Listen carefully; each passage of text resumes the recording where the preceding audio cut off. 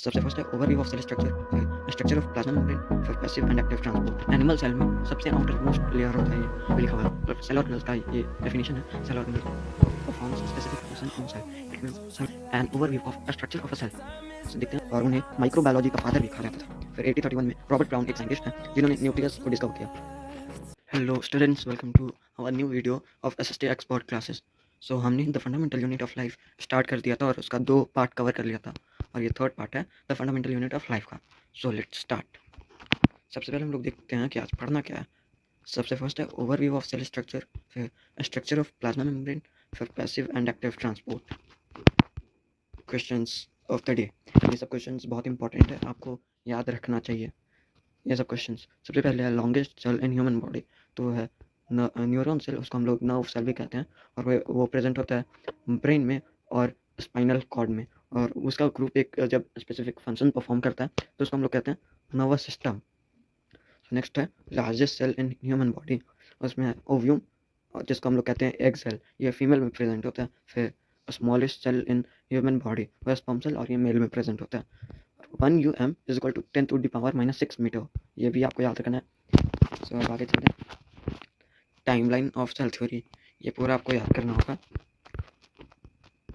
सबसे फर्स्ट है 1765 में रॉबर्ट हुक नाम के एक साइंटिस्ट हैं जिन्होंने डेड सेल के बारे में बताया था और सेल टर्म कॉइंड किया था। फिर 1674 में एंटोनी वॉन लीeuwenhoek ने लिविंग सेल का डिस्कवरी किया था, और उन्हें माइक्रोबायोलॉजी का फादर भी कहा जाता था। फिर 1831 में रॉबर्ट ब्राउन एक साइंटिस्ट हैं जिन्होंने न्यूक्लियस को डिस्कवर किया।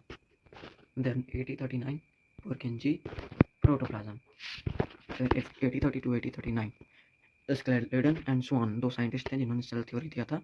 फिर 1855 रॉडॉल्फ विचरो, उन्होंने सेल थ्योरी को एक्सप्लेन किया था। सो इतना ही है, बस ऐसे ही शॉर्ट में आपको पढ़ना है। An overview of structure of a cell. So देखते हैं। सो चलिए अभी हम लोग सेल थ्योरी समझ लेते हैं। तो 1839 और 1838 ये 2 साल हैं इंपॉर्टेंट ड्यू।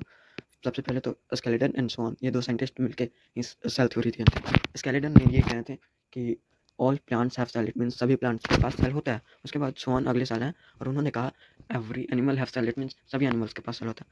सो आप ऐसा कह सकते हो कि एवरी ऑर्गेनिजम्स हैव सेल।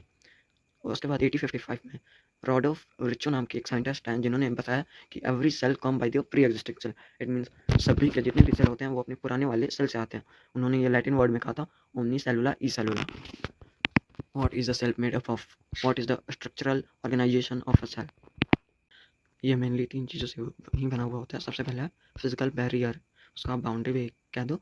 फिर साइटोसॉल और जेनेटिक मटेरियल, जेनेटिक मटेरियल में डीएनए और आरएनए जो न्यूक्लियस में प्रेजेंट होता है। और फिजिकल बाउंड्री होता है तो हमारा बाउंड्रीज, जिसको सेल मेम्ब्रेन और प्लाज्मा मेम्ब्रेन कहते हैं।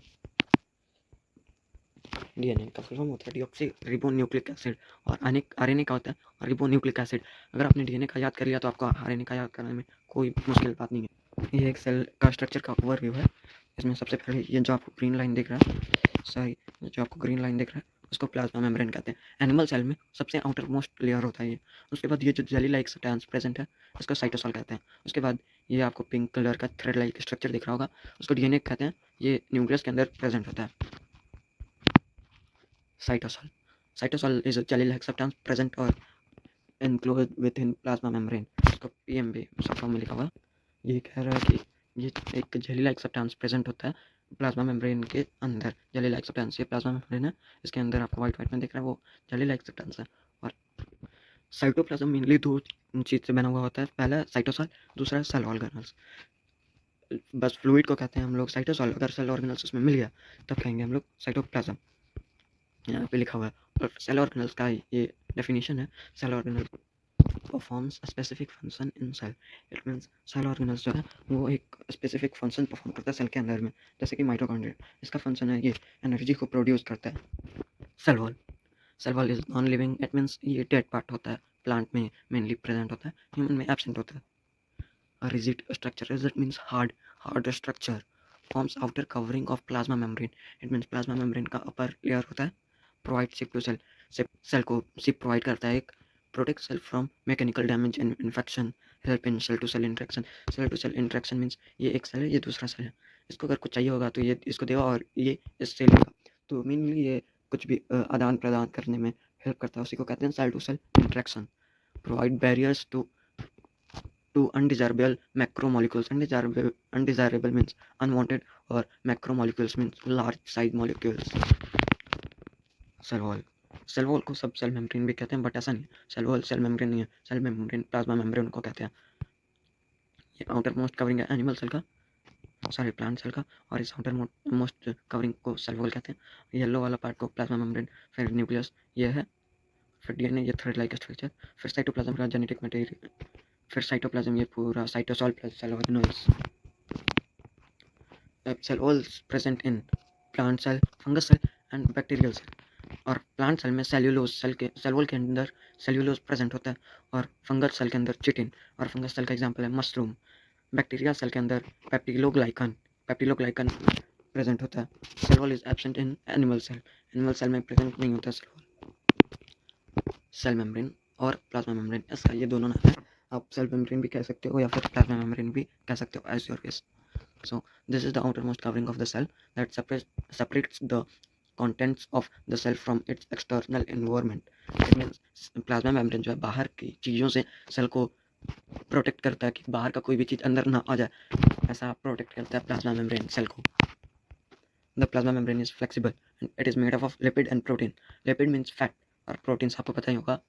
We can observe structure of plasma membrane by the help of electron microscope. It means हम लोग कोई भी नॉर्मल माइक्रोस्कोप से प्लाज्मा मेम्ब्रेन को नहीं देख सकते हैं, इसके लिए हम लोग को इलेक्ट्रॉन माइक्रोस्कोप का जरूरत पड़ेगा। स्ट्रक्चर ऑफ सेल मेम्ब्रेन, ये सेल मेम्ब्रेन का स्ट्रक्चर है, ये फॉस्फोलिपिड बाइलेयर से बना हुआ होता है, फॉस्फोलिपिड बाइलेयर, और ये एक को कहते हैं फॉस्फोलिपिड, और ये जब दोनों मिल जाते हैं तो कहते हैं फॉस्फोलिपिड बाइलेयर। ये ऐसा स्ट्रक्चर होता है पूरा प्लाज्मा मेम्ब्रेन का। ये फॉस्फोलिपिड का हेड है और ये टेल है। हेड है हाइपोफिलिक और टेल है हाइपोफोबिक। हाइपोफिलिक जो है वो वाटर लविंग है, ये वाटर को अट्रैक्ट करता है, ये चाहता है कि वाटर मेरे पास आए, बट जो टेल है वो हाइड्रोफोबिक है। फोबिक मीन्स समझ सकते हो डर, सो इस वाटर रिपेलिंग है, ये वाटर को रिपेल करता है, ये इसको डर लगता है वाटर से, ये वाटर को अपने पास नहीं आने देता है।